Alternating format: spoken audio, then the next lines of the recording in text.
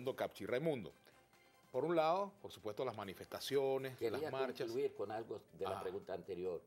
El presidente Maduro, con todo su discurso gallardo, valiente, etcétera, tendió la mano amiga a los Estados Unidos. A eso Nombró sí, a eso iba. Entonces, nombró personas, nombró embajador, un año no le dieron el exequatur.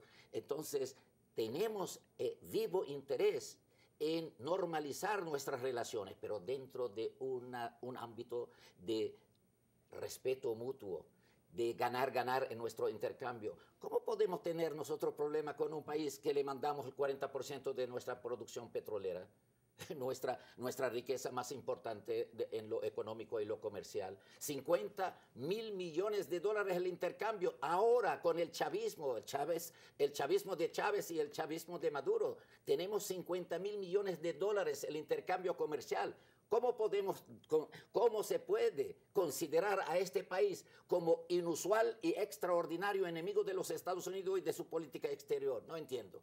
Precisamente a ese tema iba, al tema de que mientras por una parte hay manifestaciones en Venezuela, hay manifestaciones en diversos lugares de América Latina y del mundo condenando esta decisión del gobierno norteamericano, hay un discurso que se hace con respecto a este tema por parte del presidente, de la canciller, etcétera, pero por la otra también hay un llamado a que se tomen algunas medidas para crear condiciones para el diálogo. Incluso se ha ofrecido que el gobierno de Ecuador pueda jugar un rol allí mediador con los Estados Unidos para poder limar esas diferencias.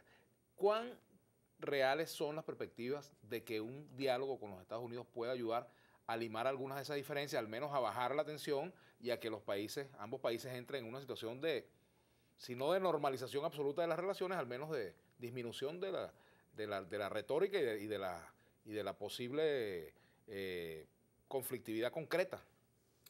Mire, el presidente de los Estados Unidos, Obama, nos ha acostumbrado, llegando al poder, a las sorpresas. La primera sorpresa fue haber obtenido el Premio Nobel de la Paz. Ojalá pueda terminar su periodo haciendo honor a ser titular del Premio Nobel de la Paz. Yo no sé por qué tengo la intuición, después de esta reacción internacional, esta manifestación de solidaridad a favor de Venezuela, en el continente, en África, en Europa, inclusive en el mundo entero, y sobre todo países de mucha valía en la geopolítica internacional han asumido una posición a favor de Venezuela, porque nuestra posición es una posición digna, una posición que comparte todos los países del mundo. Entonces, yo considero, no sé por qué, de que el presidente Obama va a sorprender al mundo. En una de dos posiciones, no tiene tres. En esa conferencia, en esa cumbre de las Américas en Panamá dentro de 2 semanas, Abril, o un poco más quizás, 10 de abril.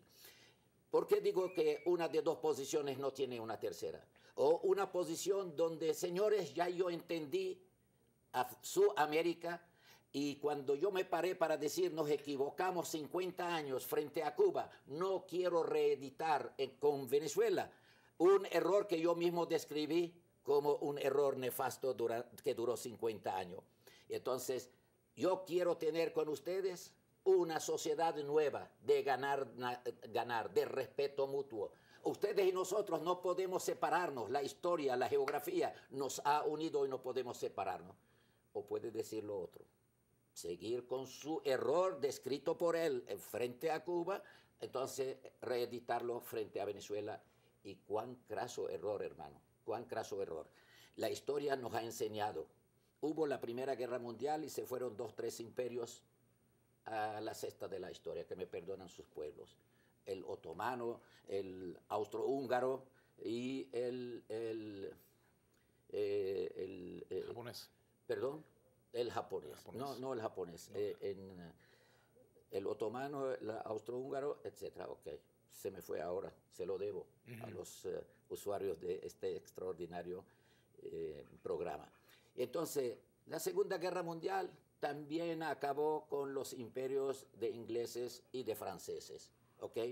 Entonces, la Guerra Fría acabó con la Unión Soviética.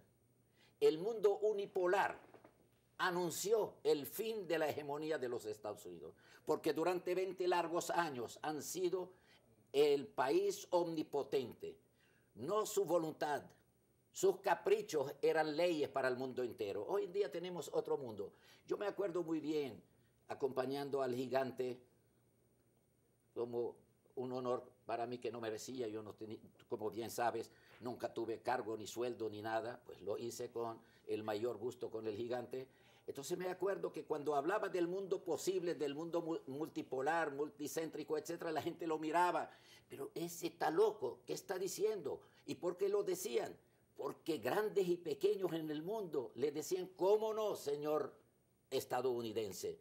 Estamos de acuerdo. Puede decir las tonterías más grandes y estaban de acuerdo precisamente. Entonces, hoy en día tenemos este mundo nuevo. Tenemos un gigante que no podemos soslayar su rol en el mundo, que es China. Otro, como es Rusia. Y otros más, la India, África del Sur, nuestro hermano Brasil y otros países. Ojalá que todo esto sirva para equilibrar las relaciones internacionales. Entonces, el presidente Obama siente, lo sabe, ve que la guerra contra Irak se fue sin permiso de las Naciones Unidas. Después arrancó una resolución legitimando todos los crímenes que hizo el señor Bush en Irak. En Siria le dijo al gobernante sirio, 15 días a un mes usted se va. Ayer, anteayer, ¿Está pidiendo diálogo ahora? cumplió 4 años y va para el quinto. Dios quiera que el quinto sea definitivo para terminar con esto. El señor Kerry, gracias por recordármelo, el señor Kerry en el día de ayer dijo en definitiva, no tenemos otra alternativa que negociar con el presidente Bashar al-Assad. Es decir, después de la destrucción de un país que era un país próspero en el Medio Oriente, autosuficiente en todo, ¿ah? Entonces, destruir un país, crear un problema grave en el tejido social de la población, etcétera, para luego decir no tenemos otra alternativa. Lo mismo que planteó el presidente Bashar al-Assad en la primera de cambio, cuando empezaron las hostilidades desde hace 4 años. No tenemos necesidad de llegar en nuestra América a esto. Estados Unidos puede tener su repunte negociando con nuestra América, como se lo propuso ayer el presidente Maduro. Cuando le dijo, vamos a declarar la guerra a la miseria, al hambre, a las necesidades, etcétera, y somos socios, vamos a hacerlo. Ojalá, no atendiendo el llamado de Maduro, sino atendiendo la realidad de nuestra América. Decirnos, señores, ustedes y nosotros somos socios. Vamos a acabar con los problemas ancestrales. Nosotros no lo acabamos en nuestra sociedad con nuestro modo de vivir, con nuestro sistema político, y ustedes tampoco. Vamos a echarle pichón. Ojalá lo diga el presidente Obama. Y si no, de otra manera, hermano, vamos a tener en más de un país de nuestra América la suerte de Ucrania, que hasta hace pocos años era un país pujante, un país grande, un país próspero, y sin embargo hoy en día, yo no sé cuántos países caben hoy en día dentro de Ucrania. Irak, Libia, pobre Libia. ¿Cómo se movilizó Europa y los Estados Unidos en pos de defender los derechos humanos en Cuba? En Cuba también, pero en Libia. ¿Y cuál fue la consecuencia hoy en día, 4 años después, hermano querido?